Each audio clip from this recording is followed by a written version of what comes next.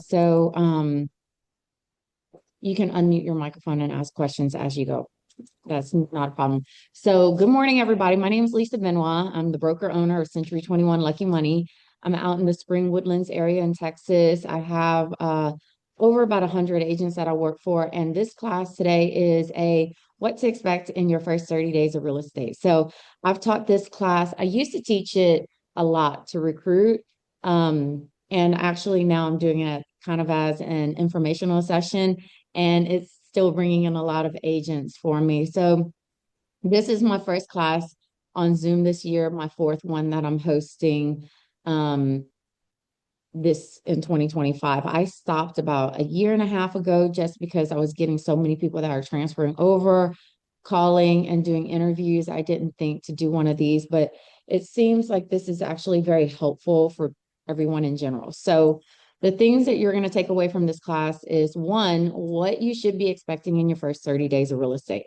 This class is actually good for people who are in the business 2 years and under, because a lot of times we don't know what we don't know, and we sign up with brokerages, or we've been at places and we're trying to figure out why are other people doing better than we are? What's the difference between one brokerage and the next?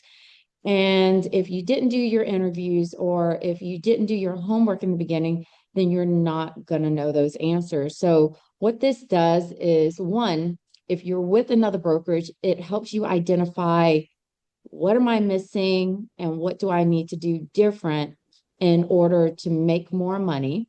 And if you're brand new coming into the business, this is going to help you answer all your questions. What questions should I be asking to brokers? What do I really need to expect? And if you just sign on with a different broker, which with my conversation with some of y'all, you guys are new in the business, been with people 2 or 3 months, and you're not really getting business and you don't really know why. This is going to help you figure out, did I make a bad decision? Should I have done more interviews? Should I ask more questions? Do I need to go back to my broker and ask better questions, or different questions? So let me get started. And by the way, a little bit about me. I've been in this business for 20 years. I got out for about 7 or 8 years just because I was like, oh, I make too much money and I want to run restaurants instead. So I was a celebrity chef for a little while. And I can tell you, I can close enough deals in 1 or 2 months in the real estate business, and I'd make more money in those couple months than I would in an entire year of working over 100 hours a week. I mean, I used to wake up at 5 o'clock in the morning, work till 3 o'clock in the morning, sleep a couple of hours, and then wake up and start all over again. I got back into the restaurant because, into the real estate business because I actually have two younger children that I decided I want to spend more time with. So, we're going to talk about consistency in your business, time management, how to run your business so that way you have a life, and how to run your social media in a way where you can actually still have a life outside of real estate. Okay. And I have recruited over thousands of agents, but since I opened up this brokerage 4 years ago, I decided I want the right relationships, not necessarily a lot of bodies.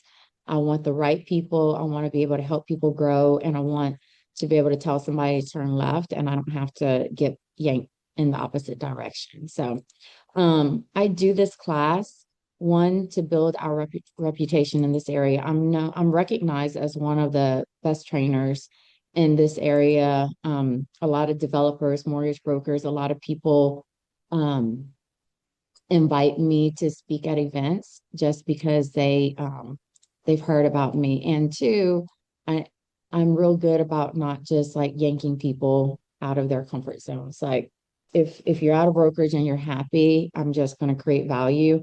And what that does for me and my agents is it builds a good relationship. So when we get into transactions, a lot of times people, like 2 years ago when we were in a seller's market, people were taking our offers over other people's offers, even though we weren't top tier. We're like 3 or 4 down the line. They're like, I know Lisa.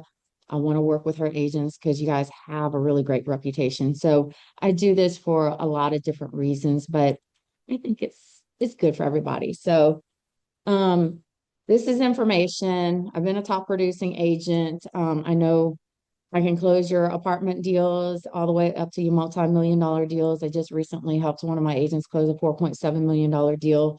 I have a $11 million listing. So everything from commercial, residential real estate. Um, we coach, we do a lot of things here, but if you want to know who I am and what I do, here's some of it. And that's my family. Those two little boys are the reason why I quit. I actually got back into real estate is so I can make more time with them. And they're actually here in the office on the other side. They don't have school today. Okay, so when you're getting to real estate, just know there are a lot of lifestyle changes. You can make a lot of money. You actually can make a limitless amount of income. You can work like you've never worked before. There are some months where I'm like just grinding away, running contracts, and other months where it's like, where's all the business? So you kind of have to figure out what works best for you. You are a business owner when you get into this business. You're an owner, an entrepreneur. You're going to work nights and weekends, but that's going to allow you to trade in that extra time for your family, your vacation, and things like that. And by the way, I tell people all the time, I have an agent on vacation right now. He goes, Lisa, you're so right. I'm trying to run the numbers for this. Um, I think it's a 10 unit apartment complex. And he got it right before he left on vacation. So now he's on vacation working. So actually, you get more deals while you're taking vacations. But your weekdays and your mornings are more for education, not client running. Most of your clients, you're going to run nights and weekends because they're working and they're making money so that way they can pay the mortgage. Unless you're working with most m- the people that I actually only have to ever run during the weekdays are attorneys and doctors. Aside from that, the majority of the rest of the world, they work 9 to 5 jobs and they're not going to be available until to see homes until nights and weekends. So you're going to spend your weekdays and mornings making phone calls, working your calendars, and getting your education in. And guys, this class as well as any kind of class that you can get into is always going to be good for your business. The more education you have, the better you are than the next person who's not taking classes. Learn, study, and engage. Don't just learn. I have agents that come in and all they want to do is learn. And I'm like, if you're learning and you're not applying, you're doing absolutely nothing for your business. You've got to learn, you've got to study, practice it, and you've got to engage, apply what you've learned. So when we get a new agent in and we're like, hey, um, I want you to go out there and have a conversation, and this is a conversation you're going to have. And if they want to keep taking classes and they never engage, they're not really learning because they're not applying what they've learned. And so 3 or 4 months down the line, they forgot what they learned in that initial class, and it's kind of a reset. But if you practice as you go, it's better. And always network in this business. So, Austin, if you're on the call, I'm gonna have you hop on. So you got to network with really great people, and I'm gonna bring on Austin. He's a lender in this area, and I think in Texas, he covers a lot of things in Texas. So I'm gonna have him speak. So if you guys don't have a lender for your business, I'm gonna introduce you to one. A lot of times when I'm teaching this class, when it's in person, you get to network with title companies, mortgage companies, insurance companies, and things like that. Today, to make it short, I'm giving him 1 minute, Austin, 1 minute of his, he's going to hop on and just share some information and he's going to share his information in the chat.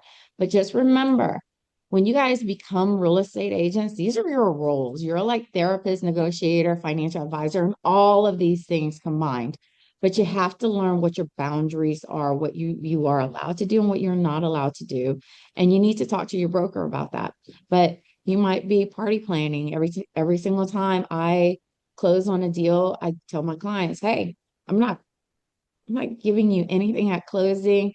Here is your IOU from me. I owe you a party, maximum 10 people. Yeah, I used to own a restaurant, so I can throw a party for 10 people with my eyes closed. And what I do is I throw a housewarming party. When you're ready to have a housewarming party, I'm going to um, set up your invites. I'm going to send out the notifications, do an evite. I'm going to bring the food. I'm going to show up. I'm going to throw you a party. I'm going to take some pictures. And then what do I do when I get there? I earn 10 new clients. All right. So things like matchmaking the right homes, detective work, just learning, um, are your clients qualified? Are they really qualified? Are they telling you the truth? Are they not telling you the truth? And digging up a lot of information. But all of these things is all the things that you're going to do when you're a real estate agent. So have fun with that.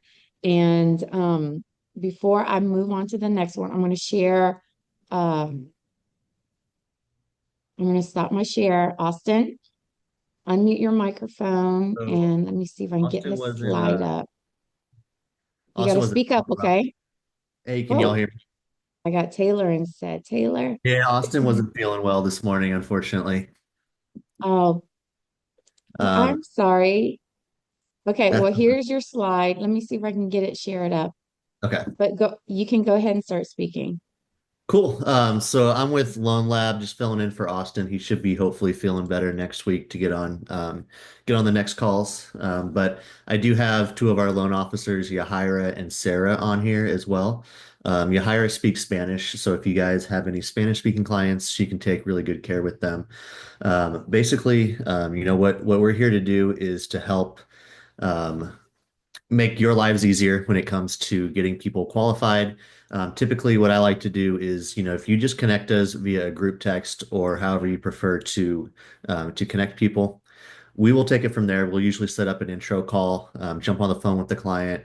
That intro call, really, the point of that isn't to really deeply qualify them or go over a lot of, detailed numbers at that point.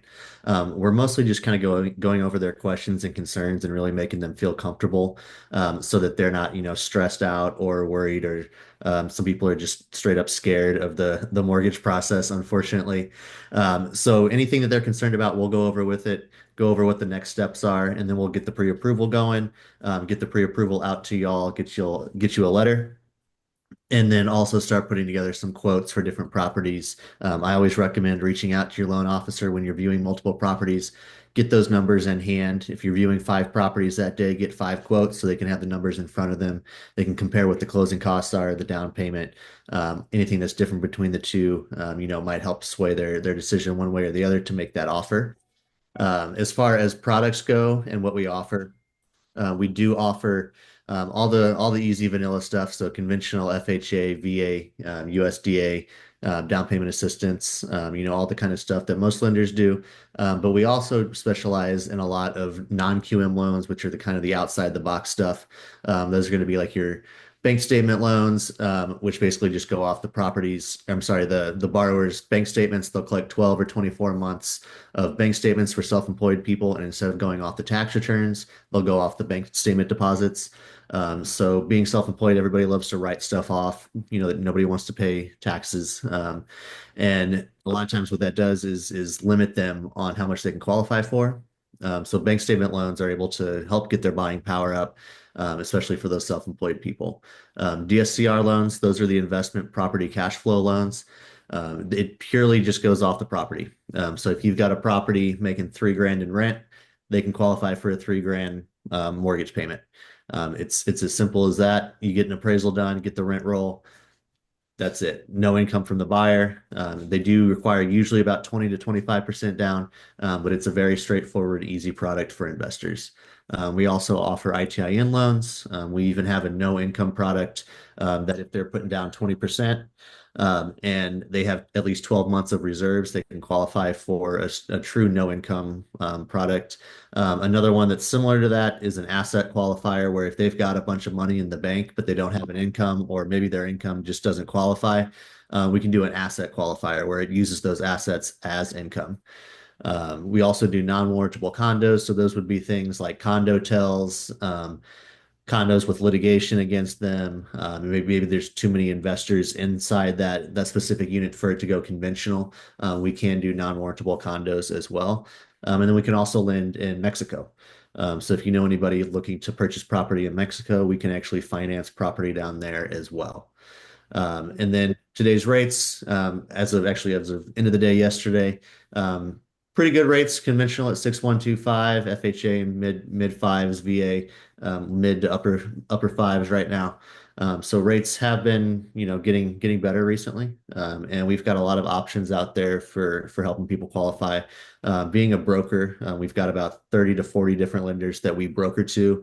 So we'll shop around, find the best deal. If rates go down in the middle of a transaction and we had previously locked them, we can actually move that loan to another lender. That way, they still get the best deal. They have what I call rate lock protection. A lot of Right. people are really concerned. Am I over my Taylor, am I over my you're, marriage? I texted you and you're like, Oh, going, I know he's really excited, guys. Taylor, if you could drop your information in to the chat, that would be really fantastic. I'm gonna go ahead and I'm gonna move forward. Guys, I'm actually doing a deal with them right now, and they have been very helpful in the listing agent is being difficult. So we were actually able to get the deal going.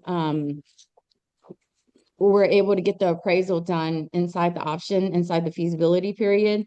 So that kind of works out really well for us. And having a Spanish speaker on the call or having a Spanish speaker has been very helpful. So give me a second. My Zoom is doing something wonky. Are y'all able to see my screen? Yes, no, maybe. Anybody speak up? Yes. yes. Oh, Yes, you're able yes, to we see can my see it. screen for my rules? I think that's Yes. what was happening. All right. So moving on. Money doesn't grow on trees. So let's start with the numbers. Understanding your cap splits, E&O monthly fees, technology fees, and franchise fees. If you guys have questions on these, let me know. All right. Because as newer agents, the biggest thing y'all have questions about is what's up with the split? Why do we have to pay somebody? And what's going on with that? So if y'all don't have questions, I will move on. But let me explain the way it works. So, which gives you the most caffeine in the shortest amount of time? I used to teach these in shot glasses, beer mugs, and kegs, but then I found out a lot of people I present to stop drinking. So 10 years ago, and by the way, I'm from New Orleans, so that's kind of my way of like teaching shots. But um, so for espressos, right? You get your shot immediately and you get your caffeine, you wake up and then you're all set. And a lot of times it's less money. So low caps, small caps are probably anything between, $0 up to maybe $5,000 or $9,000. Okay, those are considered lower caps. And a cap is what you typically pay to the brokers. There's a split amount. So 85/15, 70/30.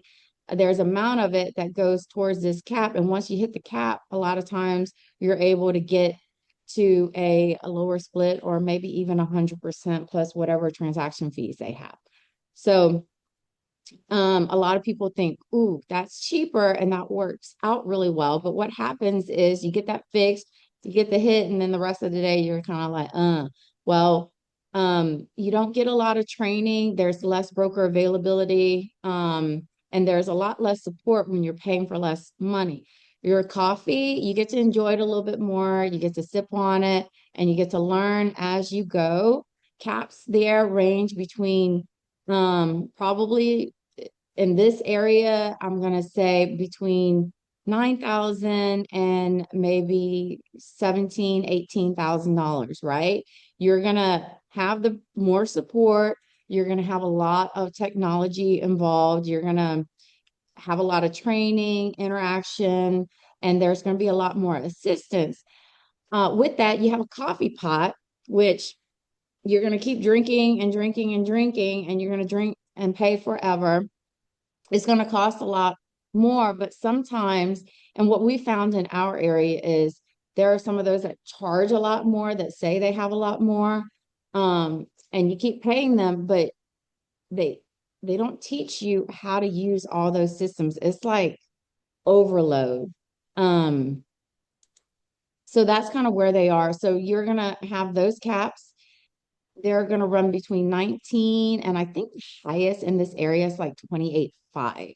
And I get agents from those companies that are like, yeah, we just pay into it. We get promised all these things, but they're not necessarily there. So you can enjoy a cup of coffee in mid-range and still get everything with the higher cap. So kind of shop that out. Less is not always better. A lot of people are always wondering, well, what about these fees that I have to pay? If you guys are paying monthly fees, find out what those monthly fees are for. So, like for us, our monthly fees are about $80 a month, right? But you get an office. And then I have a young lady, I believe her name was Kim, on the call earlier. She's in Katy. She's never going to come to the office. But the cool thing is we have access to like 20 other offices that if you need an office space, you can go to that.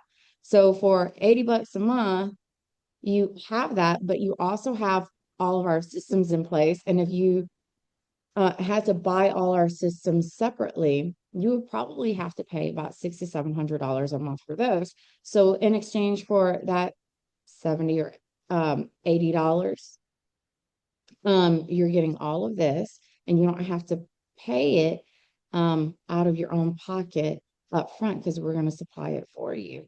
A lot of these smaller companies, they or these, low, I'm sorry, low split companies. I haven't had my coffee yet, and I just got it. So my Tina just came in with my cup of coffee, but um, they might say free every month, 100%, but you don't have a CRM, you don't have your systems, and you're not getting any kind of training. So just think about it that way. And then the bigger companies where you're paying a lot of money, you end up paying a lot more, and you might have the tools, but you don't get trained on how to use the tools. So actually had quite a few agents switch over recently because they're looking at it and they're like, you guys do have some similar tools, but some of the things that you do different actually makes it more worthwhile. Our monthly fees are a lot less. Our caps are a little bit higher. I think we're at like 16,000. But there is accessibility to the broker, to the coaches. There's people that's going to teach you how to set up your systems or even set up your system. So you got to kind of do the math and see what works out for you. So I can say my brokerage is great for some people and some for some it's not, but you really need to shop it out and understand that. Um, Let me see what you need. Okay. So when you guys are interviewing with brokerages, here's some questions that you can ask. If you're a newer agent and if you're a year or less, I recommend that you take a picture of this screen. It's really important because you're going to go out and you're going to interview with people. And even if you are working at a brokerage right now, and I know there's probably one or two of y'all that are there that y'all met with a recruiter who just won you over. But now you're not working with that recruiter, you're working with some guy. Well, I like to use Bob as an example, but Bob over here, and you don't like Bob. You have nothing in common with Bob. Bob doesn't even know what he's doing, and you never see that recruiter again. So some of the questions you need to ask is, will you personally work with me? At my brokerage, I work with every single new agent that comes in, as well as a coach. Trisha just hopped onto the call. She's one of my head coaches, and we have coaches that work with her also. So not only do you have me, you have another person that is going to be there to answer all your questions. And we want you not only to pick me whenever you talk to me as a broker, we allow you to pick your coaches also. So that way you have the right fit. So that way you're not won over by a random recruiter and then you never get to see them again. That's a huge deal. What's your largest personal transaction? If they've never closed on it, how are they going to teach you? Right? So my biggest listing is 11 million. My biggest close is 9 million. So I'm still trying to get the other deal closed, but we help brand new agents close big listings, 4.7 million. She did, I think, 2 or 3 million, brand new agent, third transaction, just closing really large deals. What certifications do you hold? I think I have the entire alphabet, but they don't have to have a whole long list, but a couple of ones that you might be interested might be helpful. Do they know how to teach you on down payment assistance? Do they know how to do military relocation? Can they teach you how to get some relocation prospects? Can they teach you how to network across the world. Those are the things that you need to ask. If you have a niche or if you have something that you're interested in, you need to be able to ask those questions. Have you won any awards? Do you want to work with somebody that's never been acknowledged before? Or do you want to work with people who have won awards and then they can teach you how to do the same exact thing? So I tell people all the time, I'm in the number one agent out of 472 agents, and I had the top producing team out of a very large brokerage. And I can teach you how to do the same thing. So if you have a team and you want to grow your team and teach your team how to run their team like a business, I can teach you how to do that because I've done it myself. And if you want to be a top producing agent, I'll teach you how to manage your time between your work, your family life, and all your deals, and even manage your clients how to do that. But if they've never been there, they've never done that, they can't teach you how to do it. Can you help me run comps and write contracts? Yes, we can. We have videos in place and we have templates. So ask them those questions. Do you have videos in place? Do you have templates I can follow? Do you have a coach that's going to check my work? And is there going to be someone that's going to help me through the transaction, renegotiate during feasibility period? So I can tell you, I have an agent, she's closed the deal on Monday and she's at another brokerage.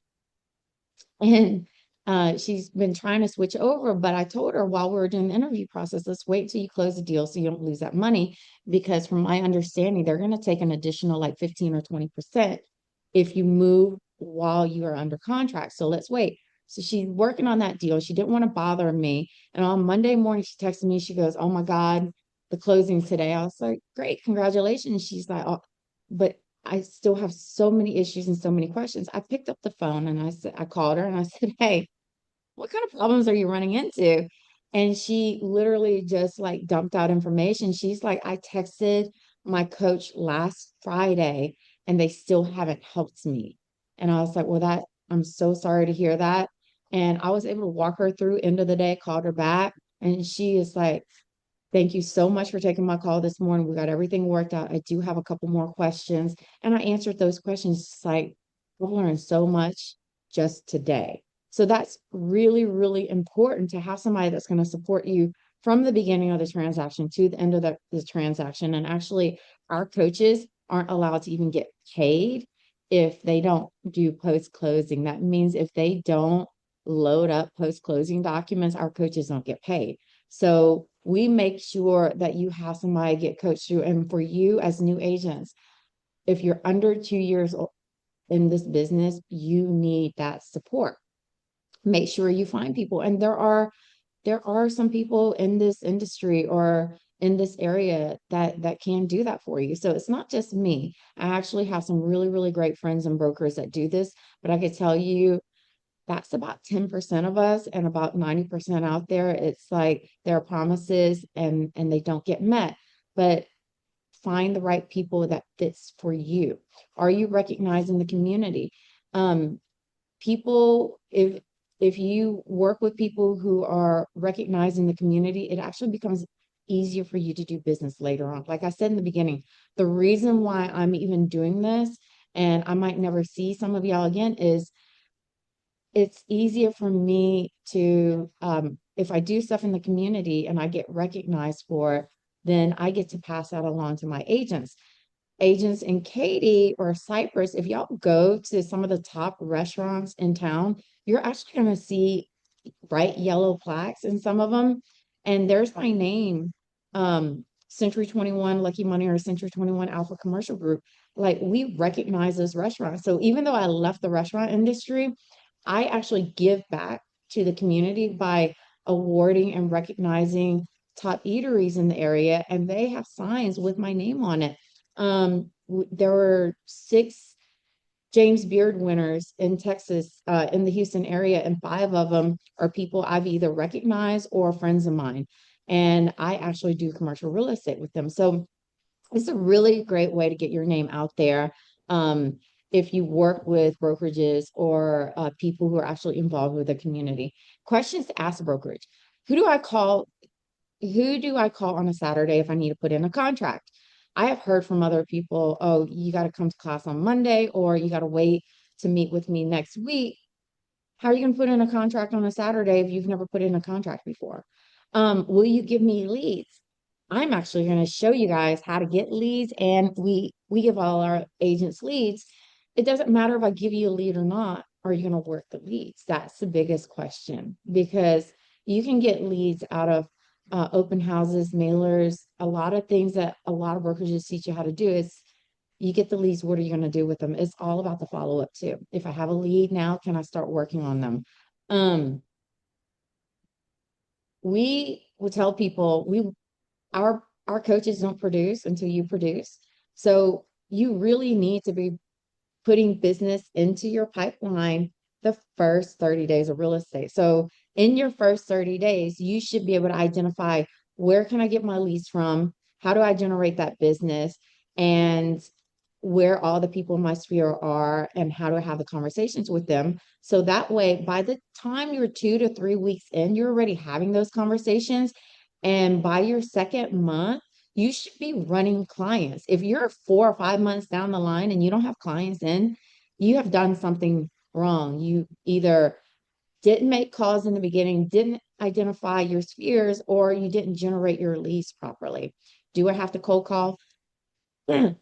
I know, I think there are some brokers on here that do teach cold calling. I do not teach cold calling. I actually, anybody I dial is typically a warm call. We teach you how to um, pull some lists.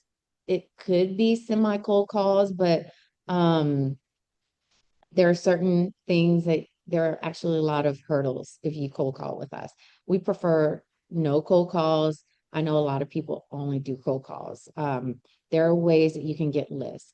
You don't have to generate business. I've had people that's moved from California. They're here for 2 months and they're like, I have to cold call because I have no one in my sphere. That's not true. There are a lot of other ways to get business into your pipeline without ever picking up the phone and doing a cold call. And I know there are people that disagrees with me on that, and they're probably on this call. Will you coach and answer contract questions? You need to ask that person. If they're a recruiter, they might not. And so if they say no, then possibly ask, well, can I meet whoever's going to be teaching me? Because you want to be able to get along with that coach. Uh, So just make sure you ask that question. If it's not you, then who? If who, then can I meet that whoever that person is? Are you going to teach me about new home sales, open houses, and leases? Some agents, they spend their entire first 2 years doing leases. They never close on a sale because they've never been taught to. Some people, they only do open houses, and some people, they never even get to new home sales until 5 or 6 years later because they've never been taught to. Um, I we did a new build tour yesterday. I do new home sales training with my agents once a month. When I do their social media training, I drag them out to new builds and we learn about new builds. They turn on the camera and they're doing videos within their first 1 to 2 months of working with us. So all these things are really important to know and learn about. Ask your broker or your recruiter or whoever it is, am I going to get to learn about new home sales? And if they say no, then you're kind of losing out on a lot of money in BTSAs. Open houses are a great way for new agents just to kind of get out there and get out of their comfort zone. And it's a great possibility to bring in leads and leases. Of course, I'm going to show you at the end of this. Training how to generate leads off of all your leases. So, do you provide CRMs and other technology tools? And don't get caught up with the numbers, okay? A lot of people, they want to start numbers first. At the end of the day, find out what's valuable to you. It's all about the value and not necessarily the number, because 100% of zero is still zero. I've had agents from 100% brokerages, virtual brokerages switch over to me, and one of the questions I ask them is, are you sure this is going to fit? They're like, yeah, I'm not making any money right now. So even if they promise me 100%, that's still $0. So before you start getting stressed out about the splits, ask about what the success is. Can you let me meet with other people who are successful at your brokerage? Find out what the support is. if you start on a transaction and you're uncomfortable doing that very first transaction, you're going to be very timid about doing your second, third, and fourth transaction, right? You're not going to want to move forward, and every single time you have a new transaction, you're cringing because this is hard, especially if you have to do it on your own. And if you're like Nydia, my one that's working on transferring over, she it is she's like, I don't even know if I want to say in real estate. You need to say in real estate if you've already paid for all the classes and if that's something you've always dreamt of doing, but you need to align yourself with the right people. Knowledge is power. Be with people who's going to give you the knowledge, who's going to give you the information. I every single week I tell my agents what the interest rate is, what the market is doing, who's doing what, what's changing in the micro markets, what new developments coming up. So that way they have that information to take out and they can have great conversations with their clients. And then growth over gimmicks. Your brokerage should, at the end of the day, generate leads, build skills, grow long-term relationships, not promise you big numbers, not promise you on just stocks and growth and, oh, recruit some more people and you'll be able to make money off of them, right? Because a lot of people, instead of just saying, hey, I'm going to teach you how to sell real estate, they're teaching you, oh, you can make money doing this and you can make money doing that, but you're already struggling as a new agent to try to figure out how to grow your own business. And now you're trying to get other people to follow you and come along with you. So just think about your own personal business, what you can do for yourself, not focus on all these other bells and whistles. Where I've had agents who stayed at other brokerages, they're promised stocks, bonds, growth opportunities. They recruited in like 20 agents. End of the day, what they see, not much growth. I have a guy that came over. He's negative $9,000 because he stuck his money in because he was promised if he sticks his money here, it's going to come out there. And it did not for him. So focus on what you can do for yourself and your own commissions. Tina, it's a little coffee. Don't make these mistakes when selecting brokerages. Love the recruiter, but that's where it ended. Join because of friends. You need to join what works for you, not necessarily because your friends went there. A lot of times I've seen that they go to an event, they met with some people they signed on, but later realized it wasn't a fit because they didn't do their homework. They didn't explore enough options. You get sold by the first group that says, oh, I love you so much. You're going to be a great fit. Well, there's probably like 500 other agents that are there, and half of them are not very happy, and a lot of them leave right in the beginning. And I know there's this one brokerage, they literally teach you in the first week, you're probably all going to quit real estate by, in the next 30 days. And I'm like, why would you do that? It's because it's a numbers game for them. They bring in 100 people and they try to retain the 20 and the rest just goes elsewhere. Don't be that number. Interview, look at the culture, compare, talk to the brokers, talk to the other agents in the brokerage, and look at their social media, if anything. Sold by the first pitch. What works for you may not work for them. Policy split success stories from other people. You need to figure out what's going to work for you. We teach agents in a lot of different ways. We have videos. I have agents that hates videos and they need a coach. And I have agents that won't even call their coach and tries to do everything on their own using the video. So you got to see, do they have what fits for me? Does their training style fit me? Okay, that's huge. Chasing the highest splits, getting caught up with income promises and instead of focusing on training support and systems and falling for pyramid models. I can tell you, um, I opened up this brokerage because I didn't want to be a part of that model. There were so many people that didn't understand it well enough. And because one of the biggest decisions in my life was I am I am top dog where I can have easily, if I do this, a few hundred people under me and I can make six figures like that with a monthly check. What am I going to do to all of my agents? And when I worked out the math, I'm like, yeah, it's great. It's great for me because I know how to recruit, I know how to train, and I already have big numbers. But what's going to happen to my newer agents who I just brought on? What's going to happen to them? It's not going to be helpful at all. And so that's kind of why I was like, no. If you're brand new in the business, I'm it makes no sense for me to send you out there to go recruit 5 or 6 people because you don't even know what you don't know. And you're not going to be able to coach and train them because that model sometimes requires you to be the one who's coaching them. And if you're not getting coached and now you got to teach people, like, how's that going to work out? So think about that.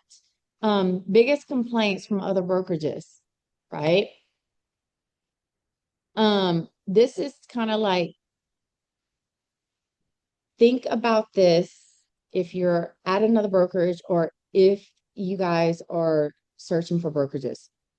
If you sign up with a brokerage and then 3 months later, you're like, oh my gosh, this isn't fit, you lose money. Think about that. You lose your onboarding fees, you pay for 3 months, and you've wasted time. I tell people all the time, money, time is money. Okay. So do your interviews. Do me a favor and look at where you're at now. Do your interviews. The biggest complaint from unhappy agents who leave other brokerages, lack of knowledge and confidence. They were unprepared for their last transactions and they don't even know how they're going to handle their next one. Broken promises of support. If you're promised a lot of great training, and I know there are a lot of brokerages that are like, training's fantastic. And I know of these brokerages, you go in your first 30 days and first 2 weeks, training's fantastic. And now you're left to run into the world. And I experienced that myself. When I first came to Texas, because I started in Florida, when I first came to Texas and decided I'm going to do real estate, I joined this brokerage because I was told, hey, they train really well. I signed up with that brokerage. Training was fantastic. And they didn't teach me how to generate leads or anything, but I went to talk to my neighbors. I got my first deal, and it was a little over $300,000. Guys, I only had one question on the contract because I came from Florida to Texas. I didn't understand the contracts well. Imagine you guys who don't know contracts at all. I knew how to fill out most of the contract, but there was one question. So I was like, okay, well, I'm going to call for help. Out of 11 phone calls, I was able to connect twice. One time I was able to get my recruiter. My recruiter says, call my coach. My coach never answered my phone call. I called the office, asked for help. They're like, call the broker or the coach. The coach still didn't answer my calls. I was so frustrated. I kept calling the recruiter, called my broker. The front desk was not licensed. They couldn't answer my call. I had to YouTube my answer, guys. That's the reason why I do what I do. And that's the reason why I train the way I train. I want to help people get out of the situations that they are in. So just talk to other people about that, or if you're interviewing with the brokers, talk to agents that are in their brokerage that are new, been in the business that just for a couple of weeks, or been in the business for 2 years. Ask to have those conversations. No lead gen training, right? You have to cold call or you have to sit in the office for the phone. That doesn't do anything for you. You have to learn how to generate leads and generate business, make connections.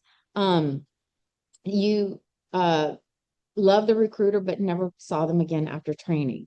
You rush the decision because you're like, I got a client, I got a time today. And then you sign up and then you can't even close the deal because no one's there to assist you. And there's a training mismatch. That is really, really important. Find a brokerage that is going to offer everything. So we offer things like, we have part-time agents. Actually, one of my biggest producers is a part-time agent. But I recorded this class. I record every single one of my class. I have a whole classroom that's empty right now, but when it's full, it's full. But there are days when it's rainy and they're like, well, we can't come to class. They can live stream it. And the other thing is we have hands-on. We have somebody that's hands-on that's going to work with you. So you need to make sure you find people who are going to align with your goals and who can feel you and understand you and want to work with you. Okay. Everything you should know by now. If you guys are in the business in the next in the business already and you're past 30 days, you should already know all of these things. And if you are getting into the business, expect these things. One, you should know, you should have gone through orientation. You should know what your brokerage expectations are, how to set up your docs, compliance, where to go, and what systems you need to have on. Setting up your personal brand. This is really important, building your foundation. And I'm actually going to show you how I teach my agents how to build their foundation. Learning the local market, like understand where am I allowed to work? Where am I not allowed to work? What can I do? What can I do? Create your sphere. If you have one, make a list. If you don't have one, Trisha, are you on the call? I'm going to share this with y'all. And I typically don't share it with people, but I forgot to pull it up this morning. And the easiest way is to get Trisha to load in. Could you load in assignment 7? Just one of the sheets. And I'm going to share with you guys how we teach our agents how to define their sphere and have great conversations. Training, education, open houses, and some shadowing. Don't ask me to shadow. Don't ask my coach to shadow. We don't do shadowing here, but there are some people that do, but that's all they do. But that's an option. Generating leads, marketing, time management, and self-discipline. So I'm going to leave this right here. So this in week 1, you should do this. Okay. Orientation and foundation. Orientation typically tells you what the expectations of the brokerage is and introducing you to people in the brokerage and setting up your foundation.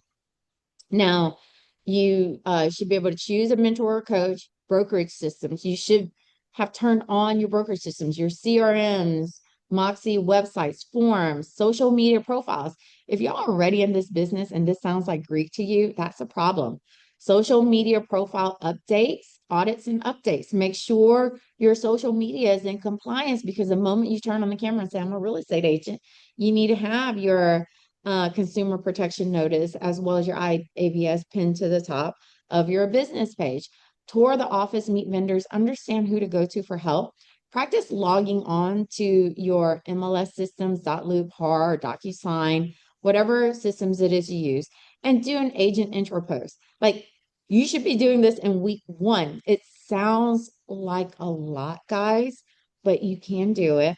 And we have agents who are able to knock this out in like just 3 days. So I'm going to leave this here real quick and I'm going to go into my coaching program. This is actually your orientation, getting you on board, getting set up with the associations, whatever association you are, course registration. And so this is actually my onboarding platform. We give the agents 30 days to access it because some people can finish in 3, other people they're doing other things. So we lock them out after 30 days. So that way on day 31, they're like, hey, I know you've been texting and calling me and inviting me to classes, but I need to get back in because I have a client to run. We don't even turn them on. We ask them questions because we want to know where you're at in life. Like, why didn't you finish or what are you doing? And we actually get notifications and we have 4 or 5 people now, I think 4 or 5 of us that literally tracks everything that everybody does. But the most important thing is setting up your foundation, guys. So I tell people all the time, and it's funny because I have agents that's been in this business 6 months and they take this class and they're like, no way. Set up your contact card. One, you should be able to instantly set up your contact card. So if y'all want to text me, Trisha, could you type in my cell phone number? If y'all want to text me at the end of this call, I'll actually give you instructions on how to set up your contact. Um, these are short little videos, 3 little minute videos, because I tell my new agents all the time, you might not get your business cards immediately, right? And so if you're going to go out and network, what you want to have is a contact card that's set up with your face on it. So that way you can exchange information because 90% of the people that gets their business card in their hands, they're going to put it in their pocket and they're going to forget about it. I'm going to make sure no one ever forgets who you are and you're not going to lose their phone number. So we teach our agents how to ask for a phone number and send the contact card instead of scanning, instead of handing off a business card or anything like that. And they still get their business cards. Change your voicemails. If you haven't done that, change it. Get lifestyle photography. Don't just do like a white background. Get some really nice photos so that way you can drop it into social media. Full body, quarter up, chest up. Do a lot of them and do them with different backgrounds. They're a lot more fun and they're not so boring. Set up your email signature so that way when you do run into a client on Saturday that was unexpected, you can immediately create an email, thank them for the meeting, drop in a video, whatever it is. And when you send it to them, your email looks fantastic. By the way, guys, these are all very short videos. This is a 5-minute video. I think this one here is also a 5-minute videos. We do this in a way where it's very easy for the agents to kind of just get through their training really fast. Not only is there a video, there's actually a how to. Like if you actually go through it, there's the agents can just copy it and go through it. So your brokerage or whoever you sign with should have all of these in place. You should start getting your name tag, swag, and we teach you how to do Chat GPT right before we make your bio. And so I'm going to give y'all a cheater. This is what I teach my agents how to do. They're taught how to do this in Chat GPT, but all you got to do is copy this and drop it into chat right here. Okay. 3 things about you, and you're going to copy it and then you're going to put it into a Word document, type out the information and paste it in chat and say, I'm a new real estate agent. Could you write me a nice bio? My broker is making me do it, or whatever it is. And it will spit something out. And then always read over anything you put in chat. And then you can take that and you can paste it onto all your platforms. So for those of you that are in Texas, you should have about all of these saved. Texas Real Estate Association, HUD Home Store, NAR, your schools, any other platforms, new bill pages and things like that. So instead of just typing it all separately, we do it all in one swoop. That is called setting up your foundation, and that's really, really important. Coaches and mentors. No, now, does anybody have any questions on those?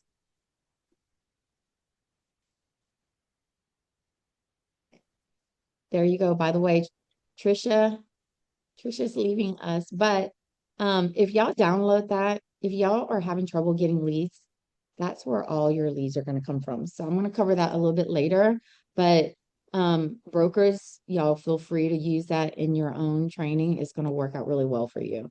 All our agents, once they do a one-on-one with Trisha, they are who's our coach, they're able to identify where all their business is. So then when they move over to me, the broker, I already know where their business is and how to build their business plan and what we need to focus on. So a coach is someone who's going to help you grow. Um, they might teach you how to add business to your pipeline. They talk about long-term plans and benefits. Your mentor is the person who's actually going to go through the entire deal with you, implement things, teach you best practices, long-term plans. And a lot of times that kind of just crosses over. Trisha and I both coach and mentor our agents. We do the transactions together and we teach them how to take one transaction, get that deal done, add business to the pipeline and grow from it. So know what the difference between both is and ask them, because there are some people that are like, oh, you'll get a coach. Well, I can tell you there's one company out there that offers you a coach. And when you go to do your first transaction, they're like, I'm only going to teach you how to put business in the pipeline. I'm not teaching you how to do the business. And that I came from. I did one deal from that brokerage, and that's the reason why I do what I do today. That same brokerage I was talking about earlier, that's what they did to me. They did not help me through the transaction. So ask those questions. I'm spilling more coffee. I'm like really good. Okay. Screenshot this. All right. These are all the things that you need to help your business grow. Okay. And these are very expensive tools. Getting a branding kit, a professional headshot. Like, and by the way, if I'm putting it up here, we offer all of it. Okay. And again, our monthly fee is 70, $80, which is yeah, once you do the math, Century 21 has so many of these for you guys. Professional headshot and branding kit. The branding kit is automatically set up in all of our systems. All you have to do is load in one picture one time and it spits out into everything. First impressions do matter, y'all. A professional headshot typically costs between 100 to maybe $300, up to 800, depending on who you're paying for. And a branding kit, you can get it off Etsy, off Canva, or whatever it is, but it's not consistent. And then you have to load in your brand information. Having it pre-made saves you time, and remember, time is money.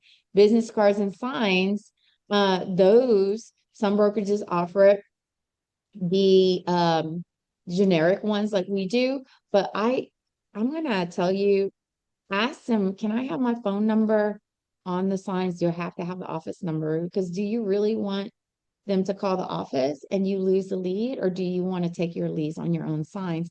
But having these um pre-made for you or readily available for you to order is really, really important. Social media and websites. Do they teach you on social media, and do they have websites for you to generate leads?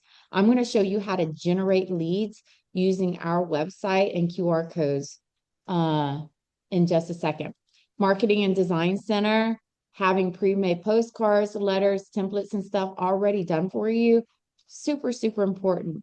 CRM, having a client relationship manager that has the campaigns in there instead of having to use Constant Contact or Follow Up Boss, or having to use was it Lions Desk that one of my agents paid like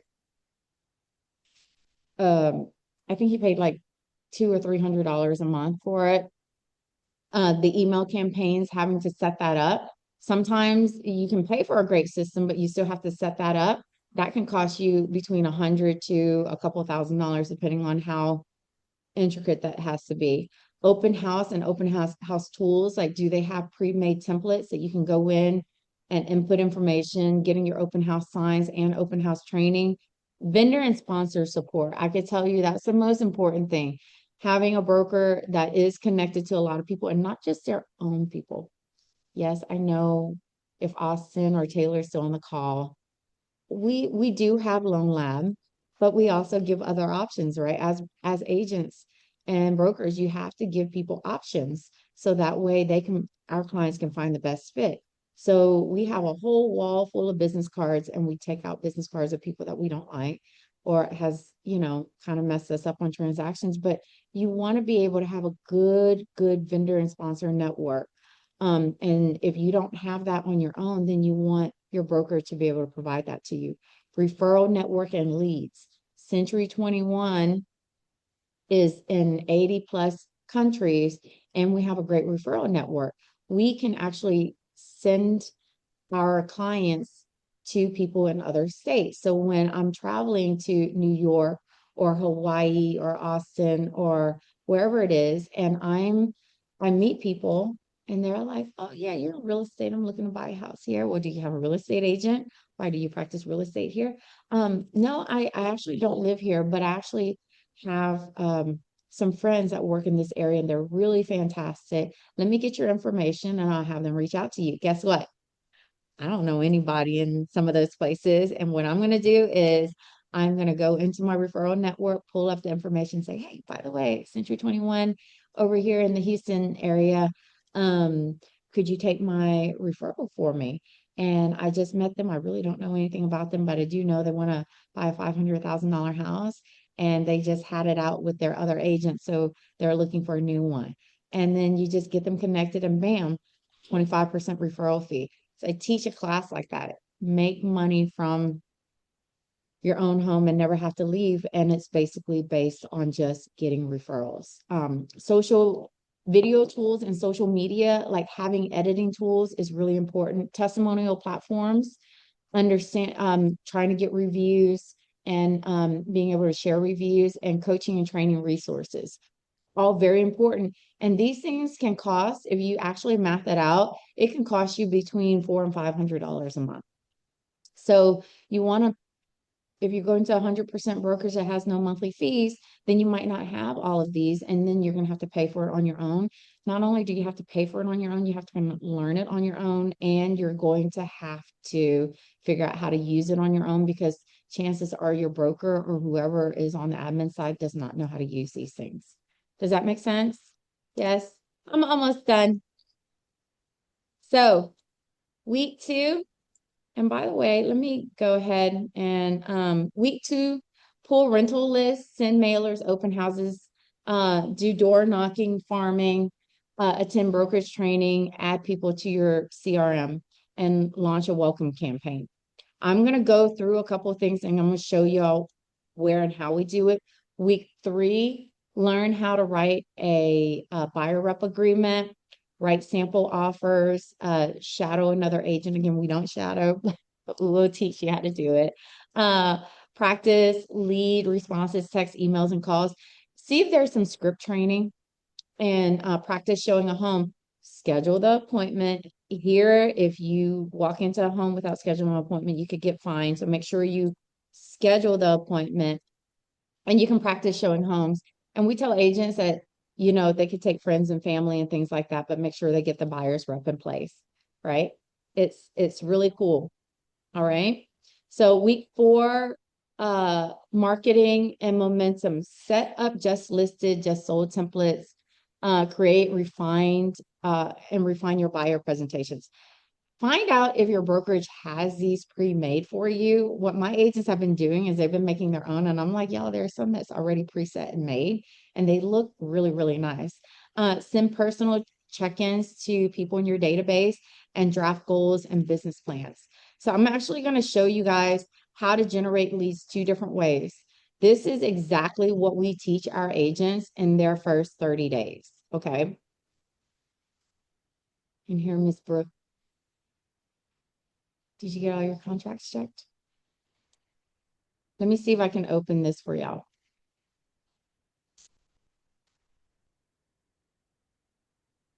It's okay. It was so fun yesterday. Does anybody have any questions while I'm struggling with my PDF file here? Are y'all learning things? I don't hear anybody talking to me. All right. For Yes, those of y'all, I'm learning, You're Lisa. doing great, Lisa. it's intimidating for my newer agents that come on to that come in. Were y'all able to open? I I was am not. struggling I to wasn't open able to open this. it either. You weren't able to open it? Hold on just one second.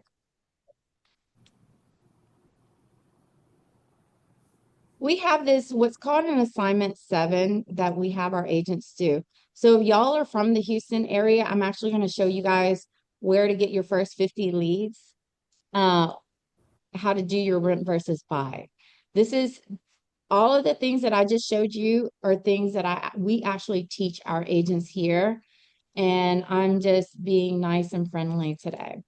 And I'm going to walk you through my systems really quick.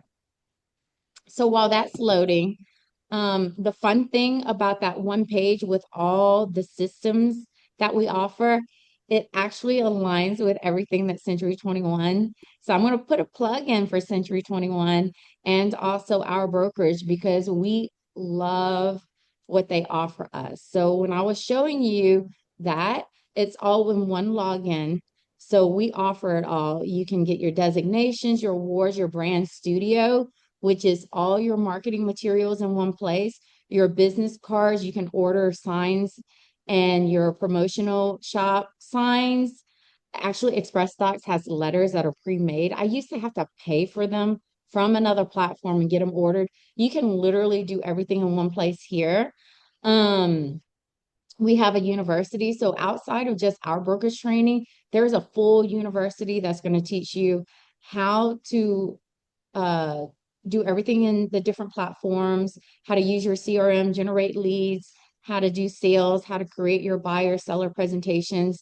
There's a pathway for new agents. If you're 2 years and under and you're just making money here and there and you're inconsistent, it teaches you how to kind of rework your mind in and just kind of do like a hard reset. Discounts and perks for your clients. We do have lead engines here. And then this is all our Moxie platforms right here. That's your CRM. And then we have the review pages. So I'm just going to kind of scroll around until I can find your assignment. So give me 1 second. I couldn't open it. Mm-mm. The PDF would open. Is it in our Century? By the way, if you guys are having Lisa, are to you create, referring to this the circle of influence that you put in the chat? yes, were you? You gonna be invited to the Dropbox link? Yes. Pull it from there. By the way, if y'all are in Texas, we have all your templates preset for you, so you never have to like add your own documents. And for those of you who are having to add your own documents, we found that a lot of brokers aren't giving you your CYA documents, and that's cover your A documents. We have these already preloaded in and in steps for you. That's really, really important. I actually, Aaron, I am looking um for my assignment sevens. But while I am looking for my assignment sevens, do you guys have some questions? Do you have It opened some up new fine for agents? me. What's that? The Did you have any document you put questions? in the chat opened up fine for me. Okay, did it? Could you share your screen for me? I'm gonna give you share screen. I really want to show you guys um how to generate leads. So all of y'all should do this. And we make every single one of our agents do this. So Aaron, I just gave you co-host. Can you share your screen? So he's going to show you assignment sevens, and then I'm going to show you all how to generate leads. Everybody in the Houston area, or actually everybody else, y'all are going to learn, y'all can learn how to generate your first 50 leads, and they're solid leads, and you can make money off of them. So a lot of companies, what they're going to do is they're going to tell you, write down a list of your sphere, and you're going to call them all and say, I'm going to buy, I'm a real estate agent now. I'd love to help you buy, sell, or lease your home. Like, I now want to put you on block when you send me that. Okay. I get that text all the time, and agents use me as, hey, can I send you a message? I'm like, yeah. And they send me that message. I'm like, no, don't send that message. What we do is we teach you this. So if you can maximize your screen for me, thank you so much, Aaron. Um, so we teach you how to do circle of influence just like this. And then we tell agents, if you have more than 25 people, it is okay. So we're going to tell you to just name 5. If you have 10, name the 10, but we only want to focus on your 5. The more you have, the merrier. And when people get to do this the first time, they're like, oh, this is cool. And then when they get to do like 2 or 3 months later, they go and do it again. They're like, oh, my list changed. I was like, it's always going to change. 5 people who live in apartments. When you have 5 people who live in apartments and you write them down, you basically, what I tell people is, well, what happens to people that lives in apartments? Well, they either have to renew, right? After a year, or they want to buy or sell a home. So the conversation with the people who live in apartments are, hey, how long have you been living in the apartment? Okay. About 8 months down the line, when I know they're moving out in January or February, I'm going to start having conversations. So do you like living here? Like, how is it? What's the lease look like? Oh, I'm paying like $2,000 a month. Okay, well, cool. Did you know you could buy a house with a $2,000 payment? Like, how about that? I'm like, no, I didn't, start talking to them about their credit score. So what we do is we teach agents how to open up those conversations. So Erin, could you scroll down? So people who change jobs, like actually my husband was talking about some people who are getting laid off right now. People who change jobs, whether they're making more money or making less money, that's a conversation for you.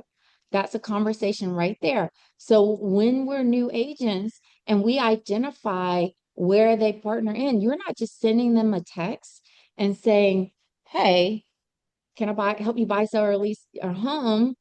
I can actually say, oh, you got a promotion?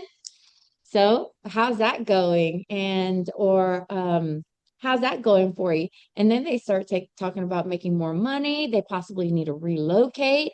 And it's the same with getting a demotion or losing their job.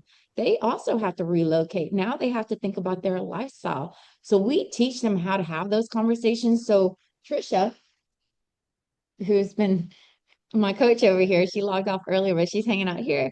She'll actually teach them how to have different conversations with each person. So now we're having sensitive conversations with people who's lost their jobs or possibly got a demotion or a pay cut, but we're having great conversations with people who are getting promoted and making more money.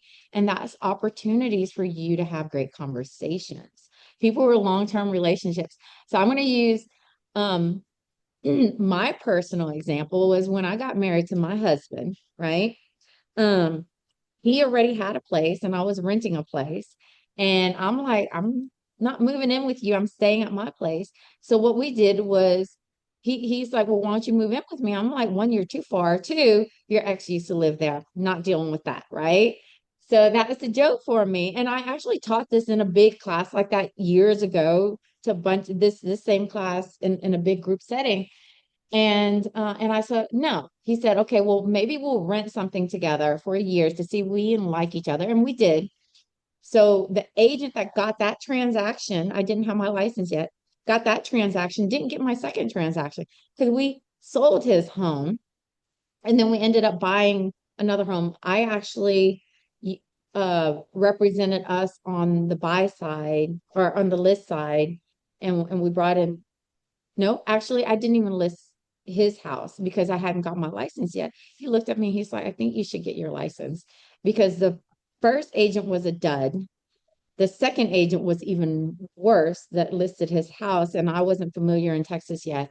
And I ended up getting my license for the house that we bought now. But it's three transactions in less than a handful of years. So people who are in long-term relationship, 2 years or plus, they're getting engaged or getting married. And if they live in Houston, they're probably going to want to move out to Houston so that way they can have a bigger yard. That happens all the time, guys. And so we teach you how to have that conversation. That's really great. People who's lived in their 5 year homes 5 years or more. You introduce them to people in your sphere, your network of vendors, your contractors, and say, hey, time for an upgrade. No, I'm going to retire you here. Okay, it's cool. I need to get some things fixed though.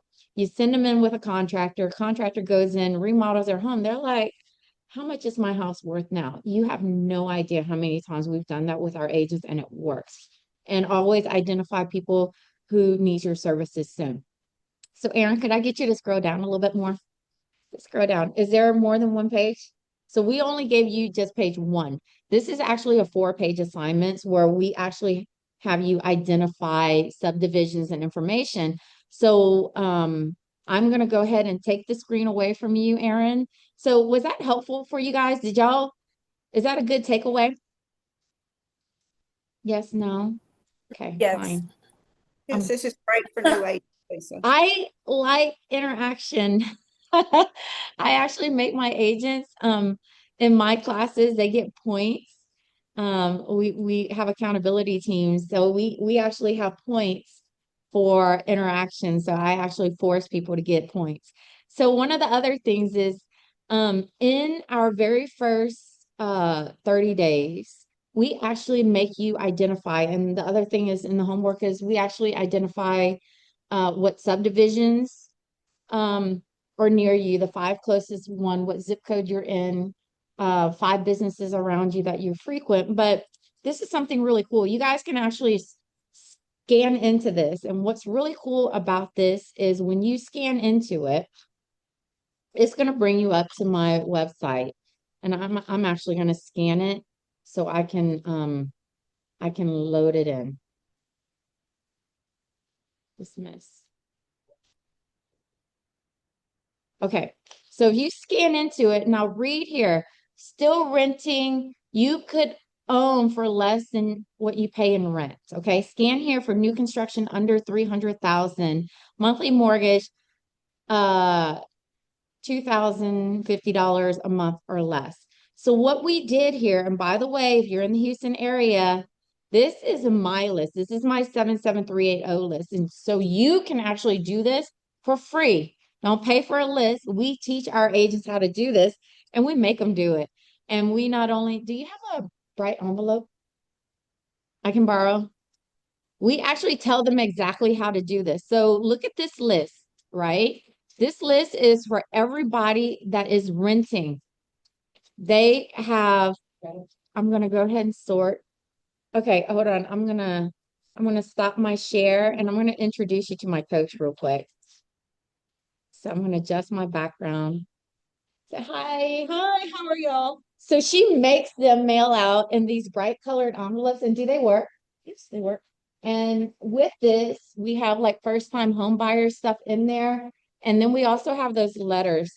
And she's actually my head coach. So if y'all ever want to meet her or pick her brains, she's a person. And she's really great with our agents. Thank you, Trisha. Love you. Um, so what we do is we pull a list and we're very strategic about pulling the list. So here's the list that actually I think everybody on here should be able to do in your network if you know how to use it. I've never taught other brokers how to do this or other people how to do this outside of my agency because I figured out how to do this like 10 years ago and people are still struggling, but you're able to pull this off of your MLS. And here's the list, right? These are all the people that rented and closed on a rental, and this is how much they paid in rent. Now look at that rent amount. So this list is about 119 pages. So I could actually pull two zip codes if I want, but I'm only going to pull one. I'm going to show you exactly how I do it. So right now it's too late to do a mailer, but what I'm going to do is I'm going to farm everybody. I'm going to delete this. I'm going to farm everybody that I think I might be able to do some pop buys for December, but I'm going to be a slacker and I'm just going to remove all the people in December because I think that by the time my mail gets to them, they've already either moved on or renewed their lease. So now I have everybody that is either going to renew or going to probably need to buy a home. So what I do is I hit them with a first time home buyer letter and then a rent versus buy with a down payment. And then I hit them with that QR code that you just saw. But I'm not going to do all of them because I don't like to waste stamps. And I'm not about to pay for 78 stamps. I'm going to pay for the stamps that make sense to me. So I'm going to sort and I'm going to do from smallest to largest. What's that? Oh, bless you. I'm going to remove everybody who is paying less than $1,900 in rent. Okay. So now I have a solid list. I can either go do pop buys, it's 53. 50 to 100 is a magic number for you because when you mail to 100 or 200, for a lot of y'all, that's too much money. Okay. So I tell my agents, if any, like just pick out 50 and do it every single month. Our dues, our monthly dues are so low that you can afford to do this. Tina, come over here. Okay. Tina is a good example of mine. So look at this, y'all. Everybody here is going to be moving in January through March. Tina, get into the camera. Do the mailers work? Yes, they do work. And what do you have to do to get them to work really good? You have to do them consistently every month. Every month or every quarter, whatever it is you decide to do. Yes. How many mailers did you do before you got a client? The first set. Okay. Okay. So this does work. Guys, 50 mailers might cost you maybe 60 to 100 bucks. One client, even if they're looking for you to move them into another home, you still make like $1,000. But if you're able to buy them a new home, that's 9 grand. Why not, right? But you got to be consistent. This came out, I did this 2 seconds actually while y'all were waiting. I did this at 5 minutes before. So do a mailer and do something like this and be consistent. The reason why most people don't make money in this business is because they're not consistent in the business. Okay. So if you scanned in and you pasted it in, you probably got a link like this. Now, mind you, there's 861 listings, but once they open it up on their phone or whatever it is, they click on it. You've got to know how to set up your website to do the exact same thing. These are all new construction in the Montgomery County area. So I know that people who live in 77380 zip code, they're probably going to want to relocate in the area. And look, if they're going to call me, this is not me. It's got my name, but look at this. It's got a little calculator at the bottom. By the way, this is a Century 21 page. I've learned how to make it work for me. So if you click on it, and I think if you click on it on your phone, it's going to have a mortgage calculator right here. I passed it right up. 1550. My letter literally said $2,000. How many of y'all are going to scroll down, see 1550 and be like, I like this house. I want this house, right? Brand new house. That works. And I'm paying less for this apartment I'm stuck in or this house that I'm stuck in, and I could buy something like that. Why not? And this is what we do for our agents. Does that make sense? Yes. Okay. So by week 4, you should have identified those people in your sphere, and you should have tried to at least do one mailer. Like, we want to get to you in those first 30 days. Now, I can tell you, I have an agent in here that I'm glaring at right here. She's, how many contracts are you writing? 3. She's writing 3 contracts, but it's because I have a lucky chair in my office. She sat in the chair. So if you're not going to do all your training, go sit in the chair. But she, I tell people all the time that if you do this, you will have business in your pipeline. For any agent who hopped on here that didn't have a sphere before, I just gave you a sphere, 53 people that you can go market to, and you can do this in your own zip code. The link is all brand new builds. I didn't even use a resale. Why? Because I can probably make more money off a new build, and I can probably get BTSA, and I advertise as new construction, right? So what you're going to learn over time. So this is after your 30 days. You're going to learn how to negotiate. Start with someone who's going to teach you how to negotiate. Eventually, as time passes, you're going to learn how to negotiate. You're going to learn how to use your CRMs and all the other systems. Don't stress out about it right in the beginning. Start with small steps. When you get a CRM, what I tell my agents is, like, when we have Moxie, it works. I have an agent in here. It took him 3 months to turn on our CRM, and it was like pulling teeth because he already paid for another system. He was paying $200 or $300 a month. He didn't know how to make the campaigns. And finally, when he did turn it on, like the first week, he runs into my office. Lisa, I got a lead. I'm like, good for you. Tell me about it. And so he told me about it. He was so excited. I was like, and Ron, what are you going to do now? He's like, I'm going to add more people. When he first sat down, he said, I have 400 plus people in my phone. Do I have to do them right away? I said, no, do 10 a week. Y'all, he knocked out all 400 after he got his third lead. And it was, I think it was the second or third week, just plugging people into a CRM. He had a good sphere. He just didn't know how to use a CRM.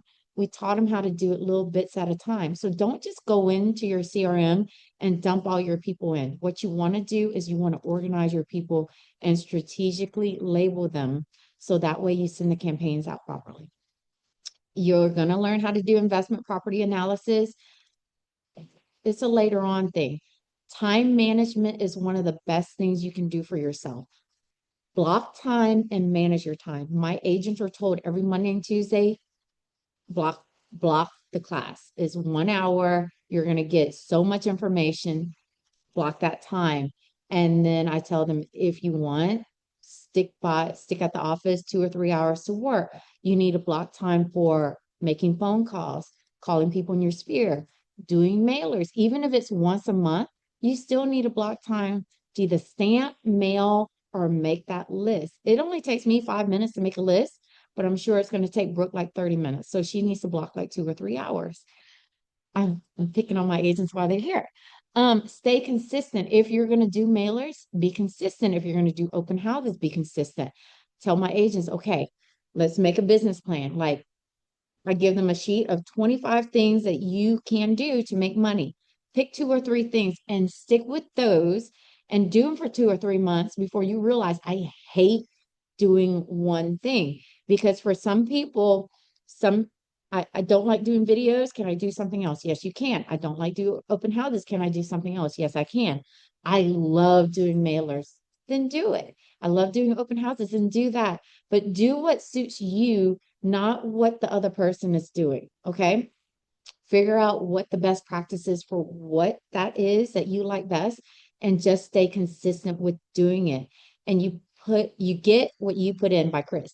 I have one of my commercial agents, when I was teaching this class, he yelled it, so I stuck it in. You get what you put in. If you put time into it, you're going to get the results. If you're half-assing it, you're only going to get half the results.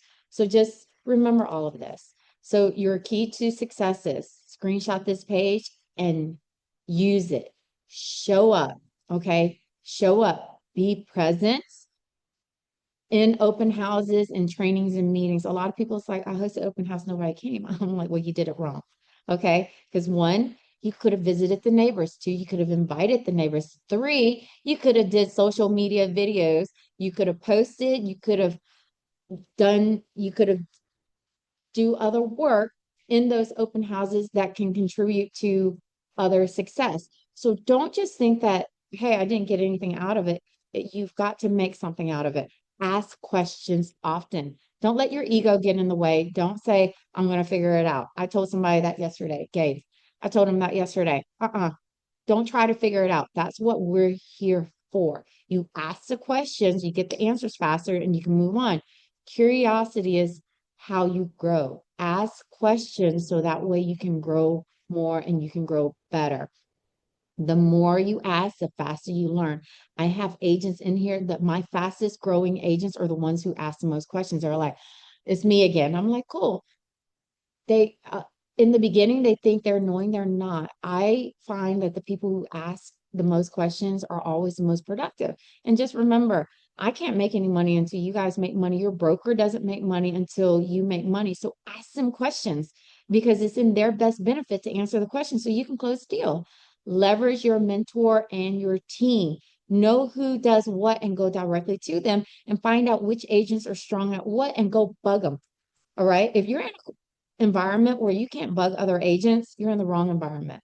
I actually have agents who specializes in new builds and Section 8 programs and rental leases, apartments, doing videos. And when I have an agent that I'm like, hey, I'm a little bit busy this week, go call so-and-so, here's their number. That other agent's going to open that door and be ready to coach and train, because that's the environment we built. Do one-on-one coaching with your broker and coach. I pull agents in when I see them doing something new and I see that it's working. What I do is I pull them in myself to fine tune them, even though they haven't called me and asked for a one-on-one, because the better they do, the better I do. The better they show up out there, the better I look here. So I'm doing it for my own ego, right? Um, Stay consistent. Small repeated actions compound into big results. Anything that you do, be consistent in. And success doesn't come overnight. It comes to those who show up daily. And that's very, very important. That happens at work and at home. So I'm going to go back to the slide. If you guys do all of these things, just make sure that when you're time blocking and being consistent, do the same for your home and family. I put my phone down every single night, guaranteed. If you text me between 6 and 8 at night, unless I'm mad at my kids and I decide to go eat on my own, I won't pick up the phone. I don't even flip up my phone. I don't look at social media. I don't do anything between 6 and 8 every night. That's time for my kids, my family. I cook, I clean, and I do homework. And then after that, I do whatever I want. So from 8 on, I'm on the phone, I'm playing on social media or whatever, because they're down and they're out or gone to sleep. So just make sure that you also make time for you and your mental state of mind. Go sit in the closet if you have to, because eventually real estate becomes really hard, especially when you start dealing with people. So you've got to be able to create a balance. All right. Here's my review page. If you guys want to review me, you can.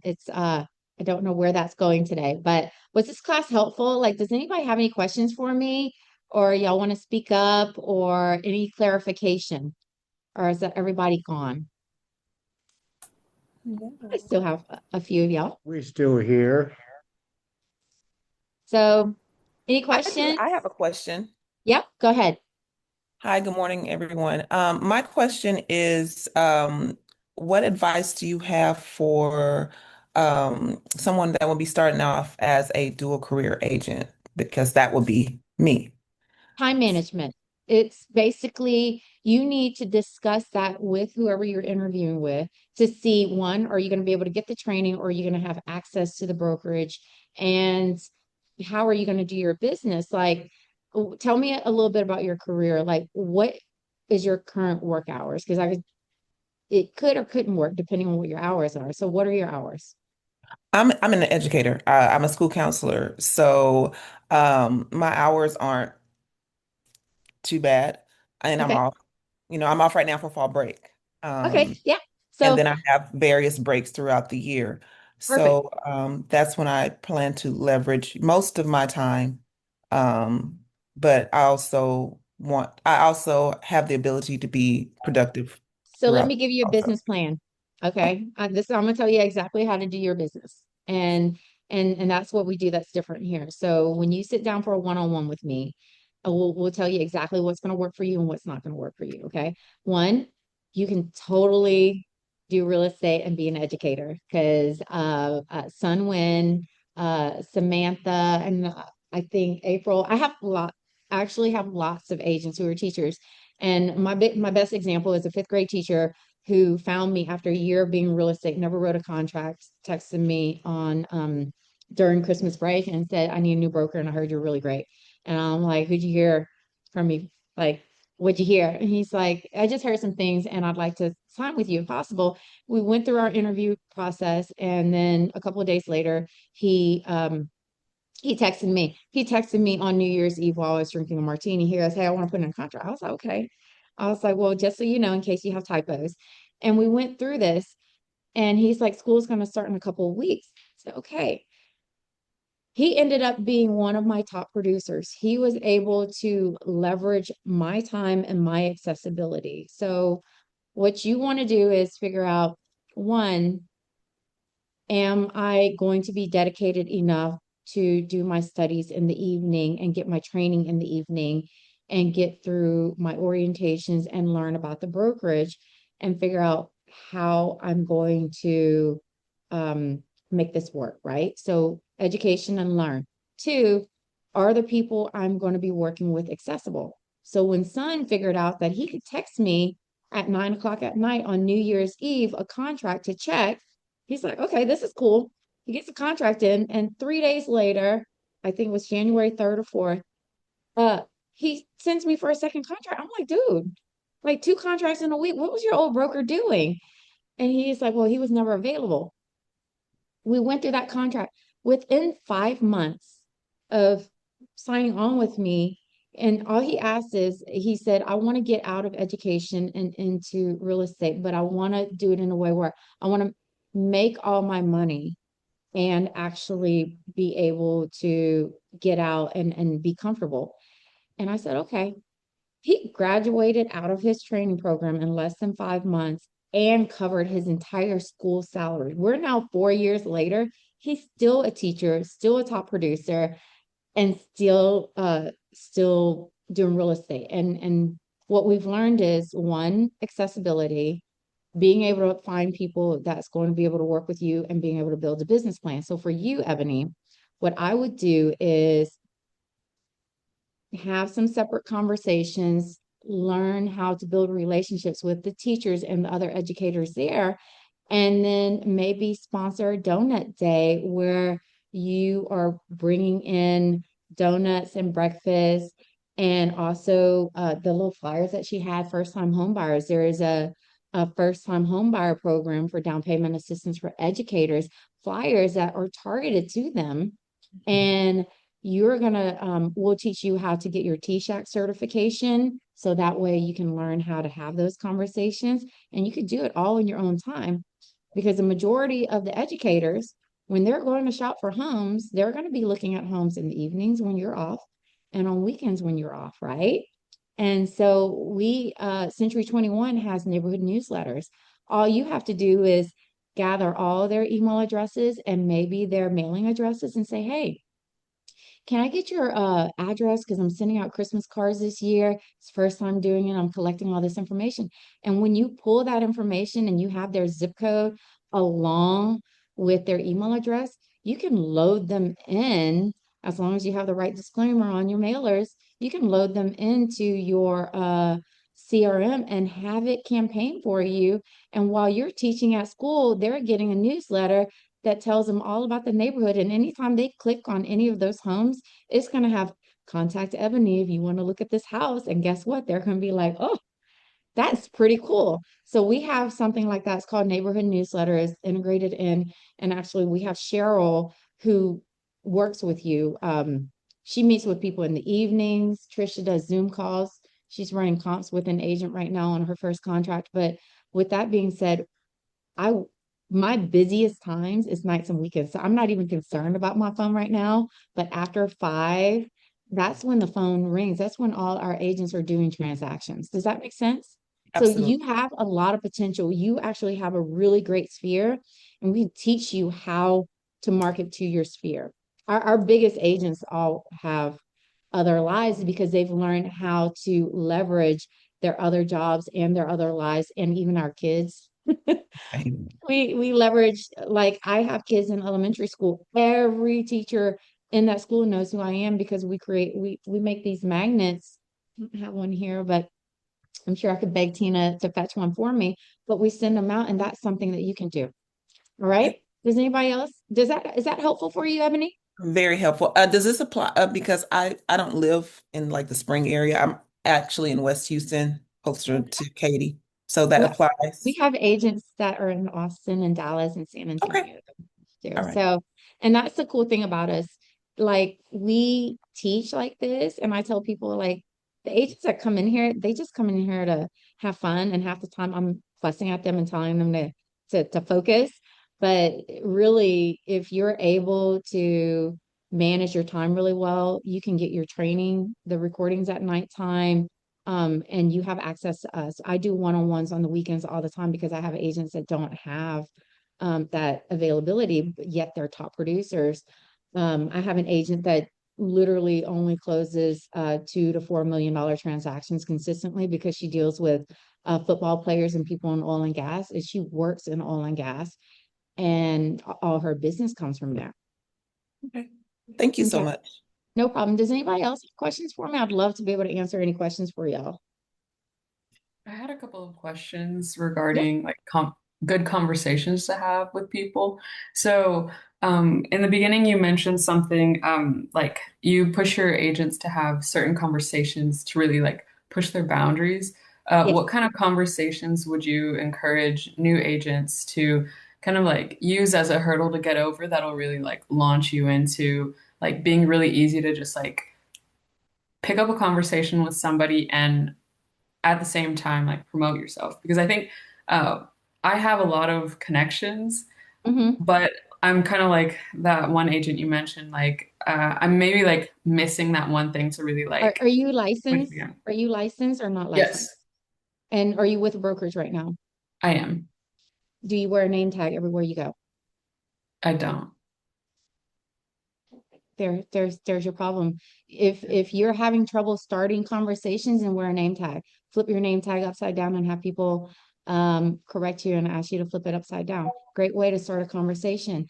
The other thing is, for me, the way I have conversations, half the time I don't remember people's faces. Like, I walk up to people at events all the time, and everybody knows who I am. I can't remember anybody's name. And what I do is I just have I just have conversations about the weather, and what's going on with life, or something funny in the news. I try to have a positive attitude. Like, I'm about Aaron. I bet Aaron has some great ways for new agents to have great conversations. You gonna hop in and tell us how we can answer that question? Did you magnet off my desk? I like that upside down name tag. I love that. Or it's not just that. You see what I have on my hat, right? You see what I Branding have on my material. shirt, right? I have So mine too. you Let you do mind. that stuff, yeah. And then if you're on, I think the social media for me has been great. Like I don't wear a name tag anymore, but I always have on something that Yeah. says, "Hey, he's a real estate agent." So strike up conversations. You know, you don't have to have anything to, and I say that from the perspective of I'm an outgoing person, so Yeah. I'm going to have conversations with people.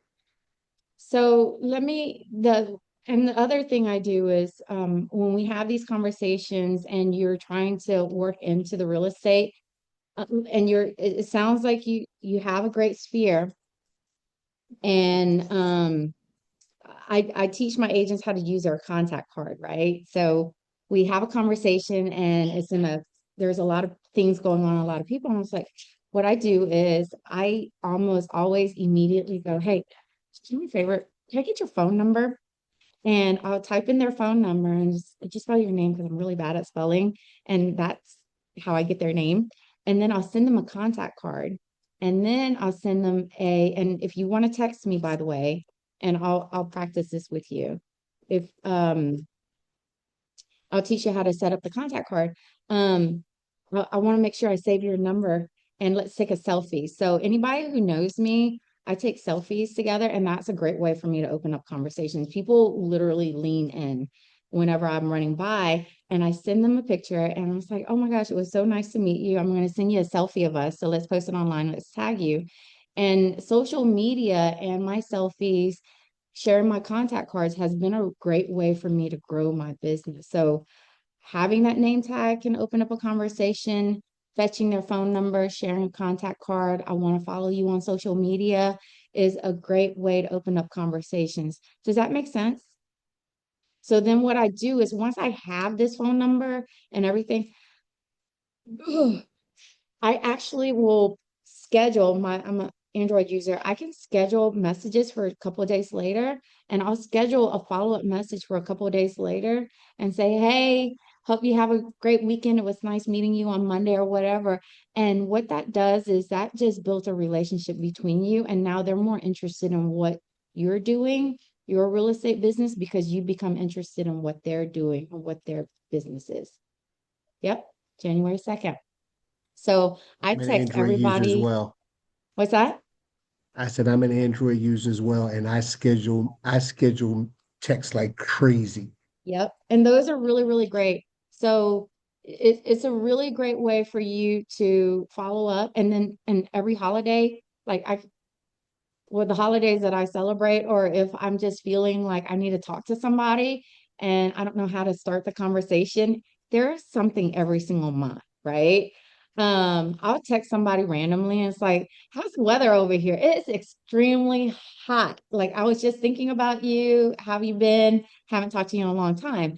During the holidays, like what are you I send people right after Thanksgiving dinner, what'd you eat for dinner? I'm so full, and I send them a picture of like my plate or something.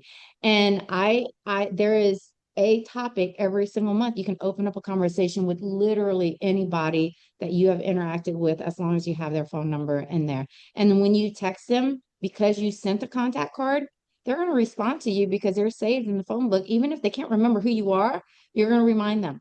Does that make sense? Yeah, Okay. yeah. Let And me know you. so Uh-huh. this seems kind of like a long game. Would you consider like this method a longer game? And then I was thinking the like kind of farming the 50 people that are renting, is that kind of like a more immediate thing that I could be doing? You should be already doing that. How long have you been with your current brokerage and what brokerage is it? Since July. I'm from SEMA Realty. We spoke on the phone the other Okay. day. Yeah. Oh, yes. Yeah, yeah. And then my Okay. dad's my And your broker. dad's your Yeah. broker. Yeah. Yes. You need it. Yes. I want to reach out to him so I can come over and talk to him about teaching classes. But Ebony, by the way, look, isn't this cool? By the way, all of y'all, we covered Katy, Houston, Galveston. I make this as a template. It is a magnet.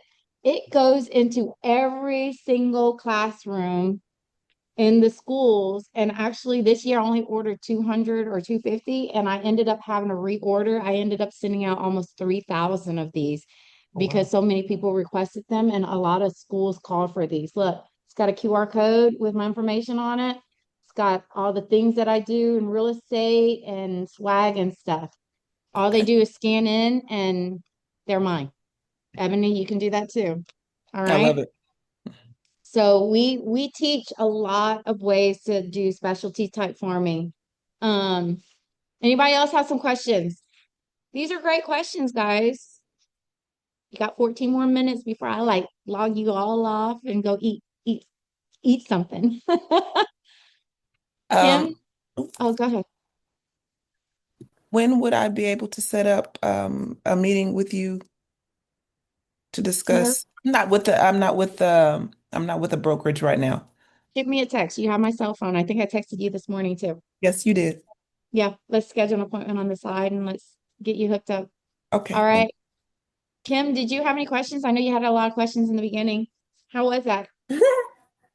Everything's great. I've been listening. I don't have any questions. I'm just taking everything in because I Yeah. am new and I do not know anything. So it's a lot. And it makes Yeah. me Are you nervous, with a but it's okay. brokerage yet? No. No. So we actually the most of my top producing agents are over there in the Katy area. And we like, do you know what Grange is over there? The new development? No, I know you mentioned that earlier. Yeah, there's a new development there, and the homes are 300 up to the millions, and Cane Island is right next to it, and the rent in Cane Island is $4,000 to $7,000. So I told the developer we're pulling the rent list and we're gonna promote Grange, all the new homes, and we're getting a package with the inventory and everything, and we're literally sending it out to everybody that's paying high rent because they can literally pay for less now. A lot of people want to move into that subdivision because of the school district. And that's what makes me a little bit different too, is I teach my agents on what all is available and all the new developments. And I'm part of a lot of the developer groups. So I kind of knew about Grange a year in advance. So we've been kind of in and out of it while everybody is just now learning about it. Does that make sense? Yes, And I that's live in right next to Grange. Kane. Yeah. So you're familiar with it. So I could teach you how to farm in that area. All right. Okay, awesome. All right. Does anybody else have any questions? Well, y'all are an easy group. Usually I have a ton of questions and hopefully y'all got my homework assignment. I shared some secrets I don't normally share, but I think I do it so fast. It's hard for y'all to do it without me. So your arms are twisted and you're gonna have to set an appointment to come sign up over here anyways. All righty. Don't be all right. Well, look, guys, if y'all don't have any questions, I'm gonna let y'all hop off, and I hope you guys have a fantastic day and have a great long weekend. We have a long weekend here. You too. Thank you. Bye. See ya. Thanks, Yes, Lisa. thank you. Bye. Bye. Bye. Thank you. Thank you, Lisa. Bye. See you.